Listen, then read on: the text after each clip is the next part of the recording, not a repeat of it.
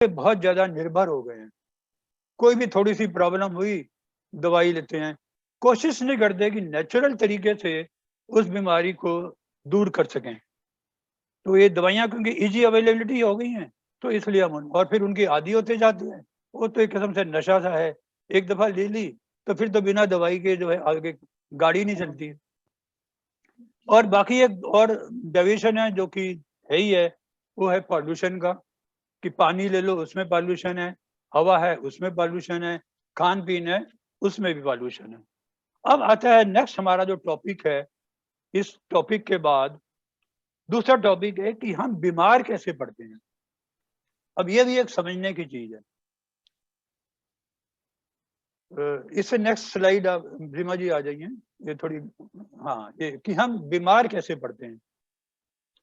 तो एक तो है जो भी हम खाना खाते हैं, एक्सेस भूख से ज्यादा खाने से बीमार पड़ते हैं, क्योंकि वो पेट में तो चला जाता है और वो डाइजेस्ट होता नहीं है, और जो पड़ा रहता है खाना अनडाइजेस्टेड, वो क्या करता है, सड़ने लगता है, फर्मेंटेशन उसमें हो जाती है, गैस पैदा होगी, बदबू आएगी, इनसाइड केमिकल्स रिएक्शन वगैरह होंगे, वो सारा टॉक्सिस बन के वो जमाव होता जाएगा कहीं ना कहीं। इतने सारे शरीर के अंग हैं, जिस भी अंग में जाके जमा हो गया, वो अंग जो है धीरे धीरे उसमें कमजोरी आनी शुरू हो जाएगी, मतलब काम करने में दिक्कत आनी शुरू, मतलब कोई ना कोई बीमारी शुरू हो जाएगी। तो एक तो हमारा खान पान जो है, एक तो वैसे ही गलत हो गया, मतलब जो कुछ लोग नॉन वेज खाते हैं, कुछ लोग बहुत रात को भी खाते हैं, हमारी तो दिनचर्या में आ गया। तो ये जो खाना जो है, जैसे लास्ट लेक्चर में मैंने बताया था कि हमारा ज्यादा से ज्यादा हम बॉईल कर सकते हैं, स्टीम कर सकते हैं, पर ज्यादा खाने को गर्म बार बार नहीं करना चाहिए, बार बार नहीं पकाना चाहिए, और उसको जो है कम से कम पकाना चाहिए। और जितना ज्यादा से ज्यादा प्राकृतिक खाना खाएंगे, वो सात्विक खाना आपको हेल्थ के लिए अच्छा रहेगा। और जो भी बेमौसमी खाना है, चाहे वो फल हैं, चाहे वो सब्जियां हैं, उनको बिल्कुल नहीं खाना। सिर्फ जिस मौसम की जो सब्जी और फल है, उसी मौसम में खानी है, क्योंकि विधाता ने उसको उसी मौसम में खाने के लिए बनाया है, ताकि मनुष्य को कुछ ना कुछ फ्रेश सब्जी मिलती रहे। तो ये हो गया पहला कि हम बीमार क्यों पड़ते हैं, गलत खान पान से। अब दूसरा आता है कि हमारा दिनचर्या गलत की वजह से भी हम बीमार पड़ते हैं, जैसे रात को लेट खाना और सुबह भी लेट उठना। हमारे वेदों में तो दिया हुआ है कि सुबह 3:30-4 बजे उठना चाहिए, उससे बहुत शक्ति मिलती है, बड़े अच्छे विचार आते हैं, बहुत अच्छी थॉट्स आती हैं, समस्याएं हों उनका भी निदान हो जाता है सुबह उठने से, बड़े अच्छे अच्छे विचार आते हैं, क्योंकि दैविक शक्ति जो आती है, और सैर करने से और भी अच्छा लगता है। तो और जो लोग रात को लेट सोते हैं, 12-1 बजे सोते हैं और सुबह फिर लेट उठते हैं, तो वो जो एक दैविक शक्ति की जो एनर्जी है, उसको उनको नहीं मिलती है। सूरज उठ चुका होता है तब वो उठ के जागते हैं। तो ये जो बीमारी का एक घर है, लेट सोना, लेट जागना, लेट खाना खाना, ये और भी ज्यादा खतरनाक है। हमेशा रात को खाना जो है, सोने से 2 घंटे पहले हमें खाना चाहिए, ये हमें ध्यान रखना चाहिए। और एक आदमी आया 11 बजे खाना खाया, 12 बजे सो गया, तो वो तो अनडाइजेस्टेड फूड ही रहेगा अंदर और नुकसान ही करेगा, नींद भी अच्छी तरह से नहीं आएगी। तो इसे बीमारियों का घर बनता है। अब तीसरा जो मतलब जिसकी वजह से हम बीमार होते हैं, ये भी बहुत इंपॉर्टेंट है हमारे जीवन में, और वो है सोच, हमारी नकारात्मक सोच। हमारे अंदर किसी के अगेंस्ट द्वेष है, गुस्सा है, लालच है, ये सारी जो बुराइयां हैं हमारी, जो इस दिमाग से निकलती हैं, शैतान का घर कहते हैं ना, दिमाग होता है, तो वो जो शैतानी हाउस है, मतलब नेगेटिविटी जो है, नकारात्मक सोच जो है, ये क्या करती है कि हमारे ब्रेन के अंदर हैप्पी हार्मोन्स को नहीं बनने देती है, जो हमें खुशहाली देते हैं, आनंद देते हैं। जैसे कि कुछ नाम है हार्मोन्स के, डोपामाइन, बीटा मॉर्फिन, सेरोटोनिन, इनका प्रोडक्शन जो है कम हो जाता है, और जिसकी वजह से हमारा इम्यूनिटी जो है वो कम पड़ जाती है। तो ये 3 वजह हैं जिसकी वजह से हम बीमार पड़ते हैं। एक खान पान, दूसरा दिनचर्या और तीसरा हमारा नकारात्मक सोच। अब हम नेक्स्ट चलते हैं कि हमारा ये जो शरीर ईश्वर ने दिया है, इसको उन्होंने एक ऑटो हीलिंग सिस्टम भी दिया है। रीमा जी से नेक्स्ट वाली जरा स्लाइड दिखा देंगे, इससे कनेक्टेड है थोड़ा सा, उसमें बताते हैं आपको। हाँ, इससे नेक्स्ट स्लाइड, ऑटो हीलिंग के बाद वाली। अच्छा, हाँ, इससे बाद वाली, ये वाला। हाँ, ये नेचर इज ग्रेट फिजिशियन। अब होता है कि जो ये टॉक्सिन्स जो 3 वजह से आपके शरीर के अंदर घुसे, तो ये टॉक्सिन्स के फॉर्म में हमारे शरीर के विभिन्न अंगों में जहां उनको जगह मिलेगी इजी वे में, वहां जाके वो जम जाएंगे और वो वाला ऑर्गन जो है वो काम नहीं करेगा। और दूसरा क्या है कि ये बीमारियों को पैदा करेगा। अब वापस आ जाइए जरा उसमें, पहली वाली जो इससे पहले वाली नेचर हीलिंग थी, हाँ, ये ऑटो हीलिंग। अब हम समझते हैं कि ईश्वर ने हमें जो ऑटो हीलिंग सिस्टम दिया है, ये जितने भी लिविंग मैकेनिज्म्स हैं, चाहे एनिमल्स हैं, चाहे इंसेक्ट्स हैं, चाहे मनुष्य है, सबको ईश्वर ने दिया है ऑटो हीलिंग सिस्टम। अब ये ऑटो हीलिंग सिस्टम है क्या? तो ये जो टॉक्सिन्स की मैं बात कर रहा था कि हमारे शरीर के अंदर ये टॉक्सिन्स के फॉर्म में जाके जमा हो जाता है, जो हमारी 3 हमारे हैं बीमारी के रीजन। तो इससे क्या होता है कि जो ऑटो हीलिंग सिस्टम है वो इन टॉक्सिन्स को बाहर निकालने का उसके पास तरीका है ऑटो सिस्टम के अंदर, क्योंकि ये वायलेशन हमारे दिन पर दिन डेली होते रहते हैं, तो इनको वो निकालता भी रहता है साथ साथ में। जैसे कि जो टॉक्सिन जमा हुए तो पसीने से निकाल देता है, स्वेटिंग से। दूसरा है कार्बन डाइऑक्साइड गैस, जो हमारा रेस्पिरेटरी सिस्टम में वो जो बाकी के जो टॉक्सिन बच जाते हैं उनको बर्न कर देता है शरीर की गर्मी से, डाइजेशन सिस्टम से, और कार्बन डाइऑक्साइड गैस बनती है और जो हमें बाहर हम लोग निकाल देते हैं श्वास क्रिया में। इसके बाद आता है कि बाकी के जो टॉक्सिन्स बच भी जाते हैं वो यूरिन से निकल जाते हैं, किडनी से साफ होते हुए, और बाकी के फिर भी बच गए तो इंटेस्टाइन उनको जो है मल के द्वारा बाहर निकाल देती है। अब ये जो 4 चीजें हैं ऑटो हीलिंग सिस्टम के, जो छोटी मोटी हमारी वायलेशन चलती रहती हैं, ऑटोमेटिकली उनको ठीक करते रहते हैं। पर जब हमारी वायलेशन ज्यादा हो जाए, हमारा खान पीन ज्यादा बिगड़ जाए और हमारी दिनचर्या ज्यादा बिगड़ जाए, तो ये जो सिस्टम है कार्बन डाइऑक्साइड वगैरह, मतलब लंग्स का सिस्टम हो गया, स्वेटिंग मतलब स्किन के सेल्स हो गए, किडनीज हो गई, इंटेस्टाइन हो गया, इन पे क्या है बोझ फिर ज्यादा पड़ता है। और जब इन पे बोझ ज्यादा पड़ता है हमारे ज्यादा गलत गलतियों से, तो भी ऑटो हीलिंग सिस्टम फिर दोबारा काम में आ जाए। अब इस दफा वो दूसरे फॉर्म में काम में आता है। वो क्या करता है कि जैसे नंबर 1 वो बॉडी का टेम्परेचर बढ़ा देता है, यानी कि बुखार हमें हो जाता है। अब नेचर हीलिंग के मुताबिक यदि हमें बुखार हो गया तो हमें ये वेलकम करना चाहिए कि भाई मेरा ऑटो हीलिंग सिस्टम काम कर रहा है और इसने क्या किया है, मतलब टेम्परेचर बॉडी का बढ़ा के उन टॉक्सिन्स को खत्म किया, खत्म करता है वो। तो इसलिए फीवर जो है 3-4 दिन रहेगा ताकि मेरी क्लीनिंग हो जाए, टॉक्सिन्स जो है जल के और निकल जाए। पर हम जैसे ही फीवर होता है डर जाते हैं और जाके डॉक्टर से दवाई ले आते हैं, और दवाई ली, अब दवाई से केमिकल रिएक्शन हुए, टेम्परेरी फीवर तो उतर गया, पर उसने हमारा जो ऑटो हीलिंग प्रणाली है, ऑटो हीलिंग सिस्टम जो है, उसको वो डैमेज कर देता है। और ऐसे जो है स्लोली ये डैमेज पावर जो है बढ़ती रहती है ये। तो एक तो हो गया ये फीवर के द्वारा जो वो उसको कंट्रोल करता है, मतलब हमारे टॉक्सिन्स को।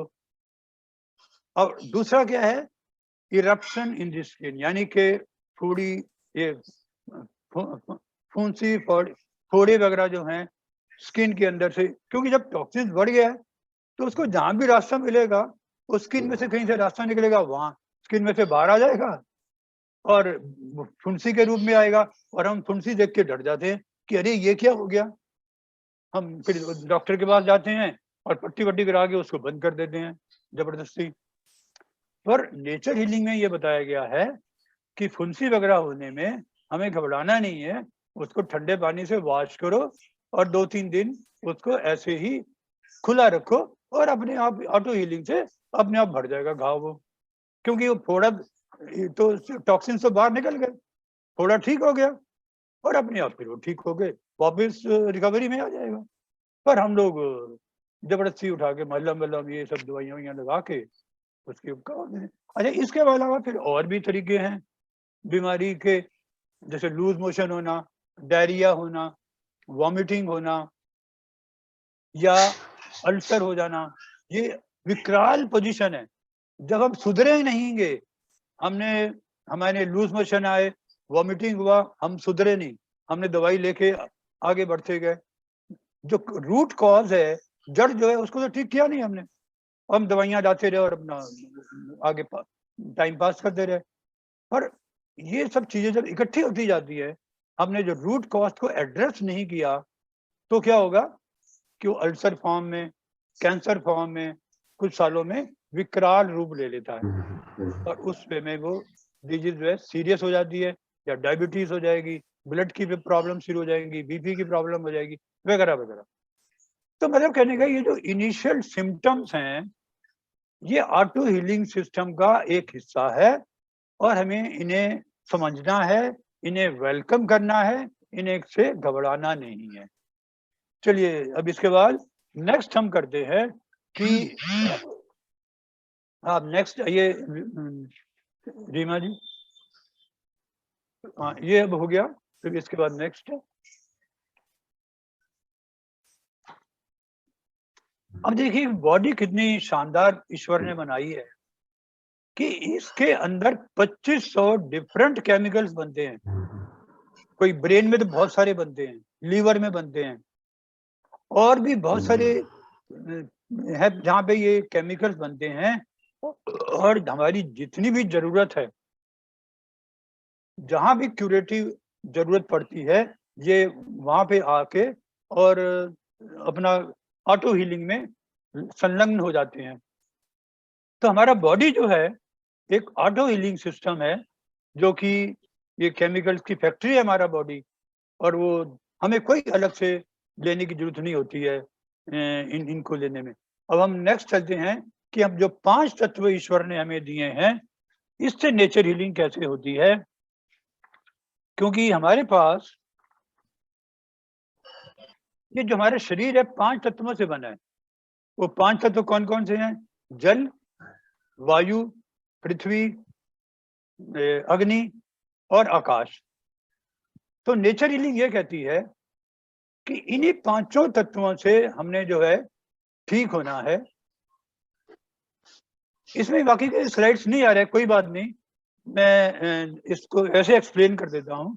मुझे लग रहा है कोई इसमें स्किप हो गया होगा, और एक में मैं ट्राई कर लेता हूँ यदि। अंकल ये 5 एलिमेंट्स क्या है? हाँ नहीं तैयार हैं, मैं बता देता हूँ जी। बाई चांस इसमें आ नहीं रहा, आई डोंट नो, राइट इसके अंदर ही होने चाहिए थे, काफी बड़ी थी स्टॉप शेयरिंग एंड देन एक मिनट। हाँ, तब तक किसी के पास कोई क्वेश्चन हो अभी तक जितना कवर किया है वो आप पूछ सकते हैं, मैं तब तक ये निकाल के दे देता हूँ। कोई भी क्वेश्चन पूछ सकता है, मैं ऑडियो ऑन है मेरा।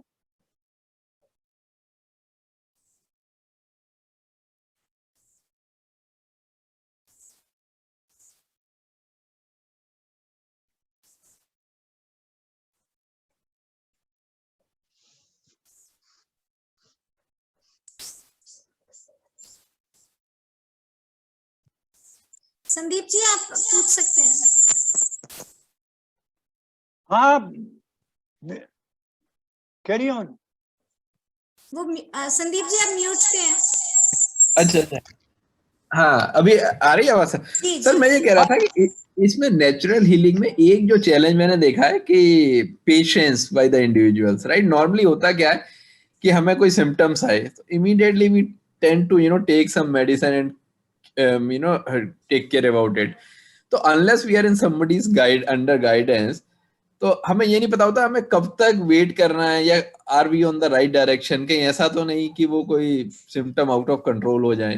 तो वो एक चैलेंज बहुत बड़ा है कि हमें ऑब्जर्व कैसे करना है, क्या स्केल होना चाहिए, कितने घंटे, कितने दिन, और किस तरह की चीजों पे हमें वॉच रखनी चाहिए। जैसे फीवर ही है या डायरिया है, कि how long we should wait. Yes, देखिए इसके लिए क्या है कि जो नेचर हीलिंग का एक बड़ा बेसिक प्रिंसिपल है, और वो प्रिंसिपल है कि मैंने रीमा जी आपको एक फाइल भेज दी है, आप देख सकते हैं।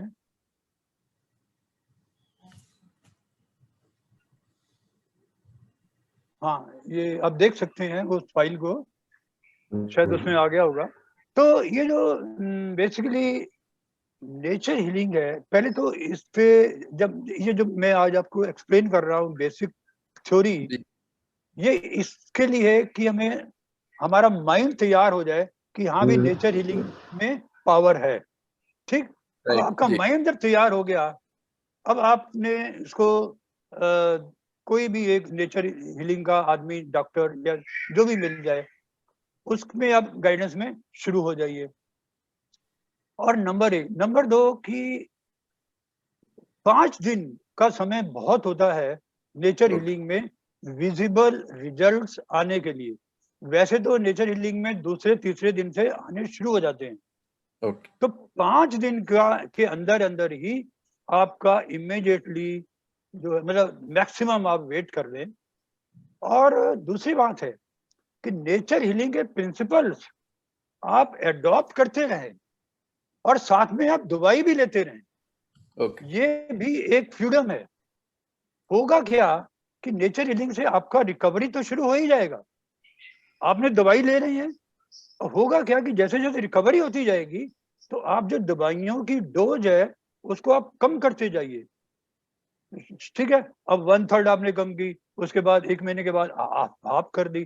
तो इस प्रकार से जो लॉन्ग टर्म डिजीज हैं, जैसे डायबिटीज में लोग पता नहीं कितने कितने सालों में दवाइयां लेते रहते हैं, तो ये नेचर हीलिंग में आएंगे, मैं नहीं समझता कि 2 या 3 महीने के बाद उनको कोई भी दवाई की जरूरत पड़ेगी। बट इमीडिएटली स्टार्ट करने के लिए कोई जरूरत नहीं है दवाई छोड़ने की। आप दवाई लो, साथ में नेचर हीलिंग करते रहो पैरेलली। तो ये एक फ्रीडम है जो कि मैं समझता हूँ कि ये जो समय का है, इसमें आज बैलेंस बना के रखना बड़ा अच्छा है। एक चीज मैं जरूर बताऊं कि नेचर हीलिंग के जो सिद्धांत हैं, इनको आप एडॉप्ट करेंगे 5%, 10%, 20%, 50%, डेफिनेटली फायदा होना ही होना है। तो आपको मतलब एक फ्रीडम भी है कि आप जो है साथ में डोज लेते रहो और साथ में अपना ये करते रहो। भाई इसमें करना ही क्या है, आपको नेचुरल डाइट ही तो लेनी है, प्राणायाम करना है, योगा करना है, शुद्धि क्रियाएं करनी है, जलनेति करना है, वमन करना है, पानी पीना है। ये सिंपल सी चीजें ही तो हैं। बाकी छोटी छोटी जितनी भी प्रॉब्लम्स हो, जैसे डायरिया है, फीवर है, इस टाइप की बहुत सारी प्रॉब्लम्स है, उनके लिए कोई डॉक्टर के पास जाने की जरूरत नहीं है। 4-5 दिन का टाइम बहुत होता है, और ज्यादातर फास्टिंग से ही ठीक हो जाता है।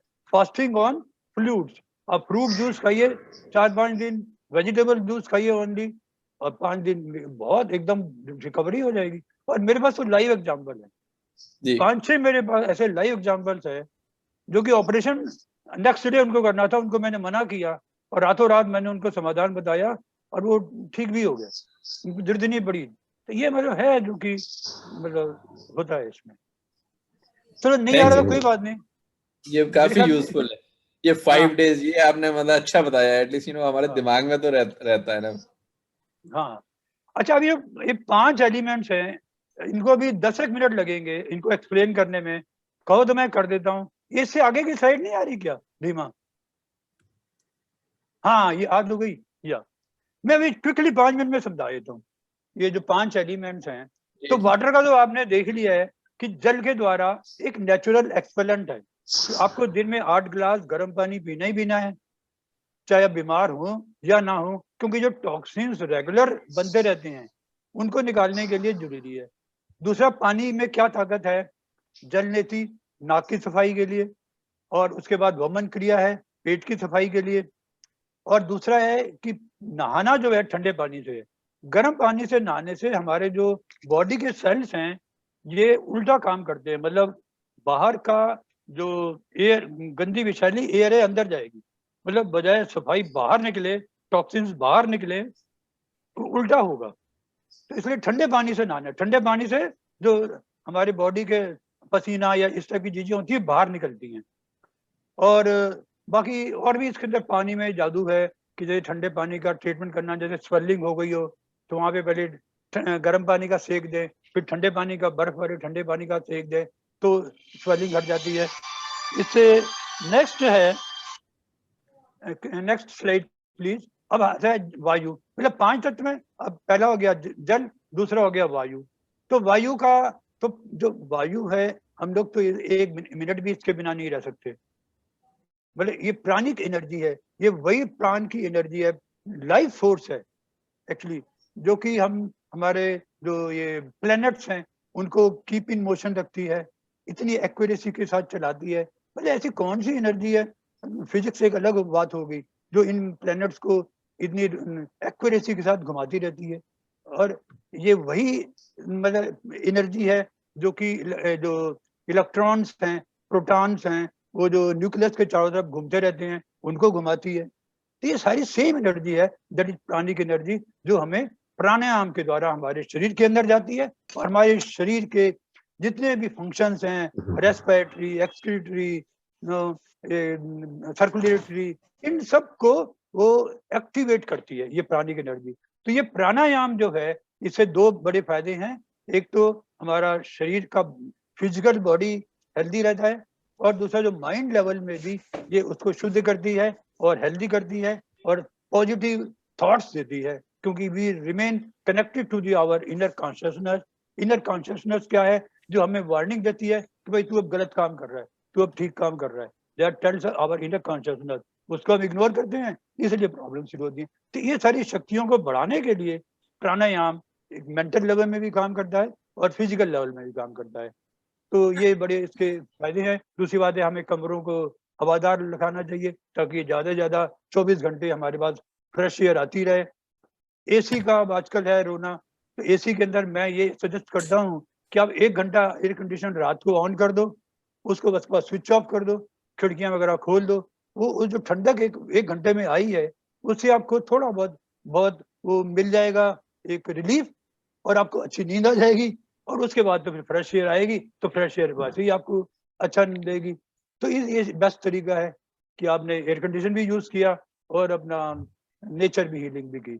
इसके बाद कपड़े जो हैं वो ध्यान अंकल रखने हैं कि भाई लूज। हाँ, अंकल, ये बोलो। प्राणिक एनर्जी जो कहते हैं, प्राणिक शक्ति अपने आप में कईयों को बड़ी फील होने लग जाती है कि इसमें प्राणिक शक्ति को वो किस लेवल पे, किस तरीके से उसको हम फील करते हैं?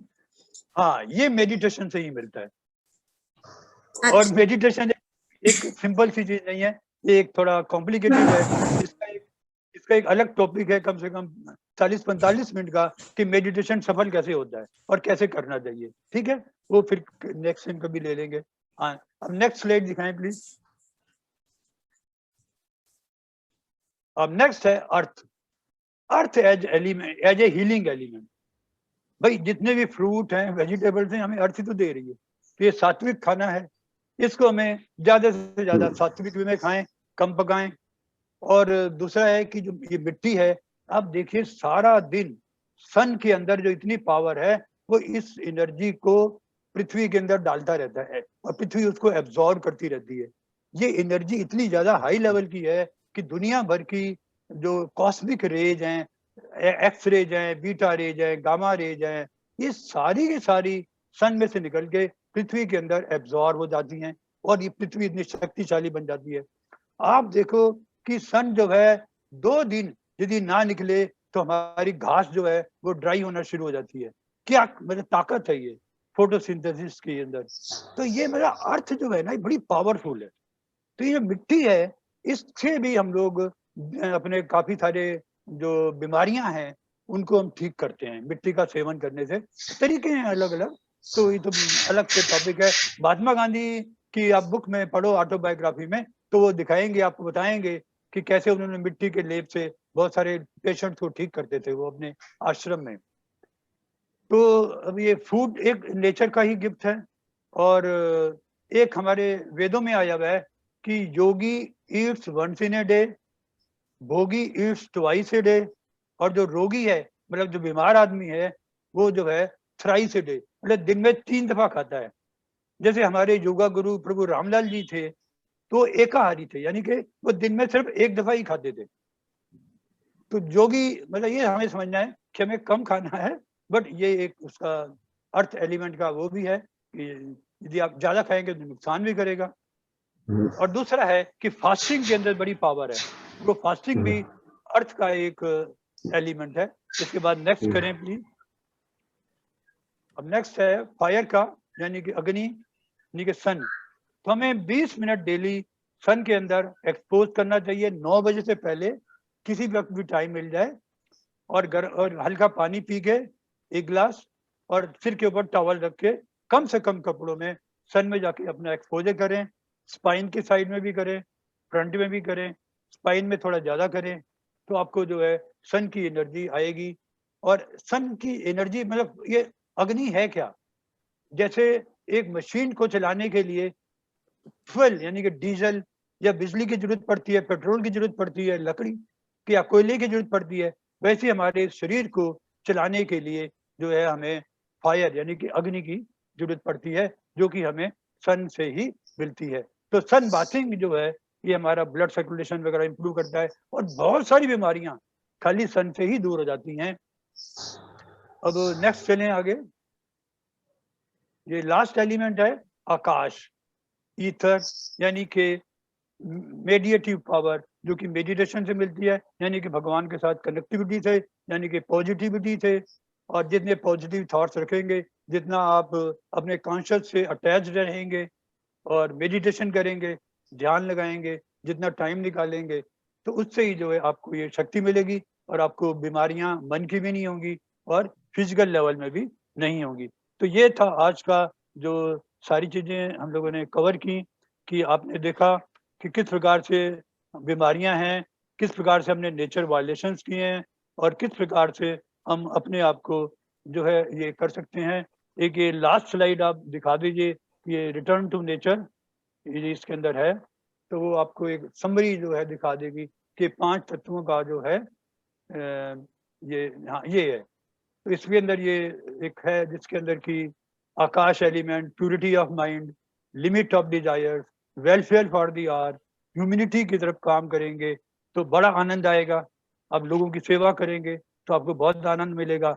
वो एक प्लेजर भी जो है वो एक अलग ही उसका वो है।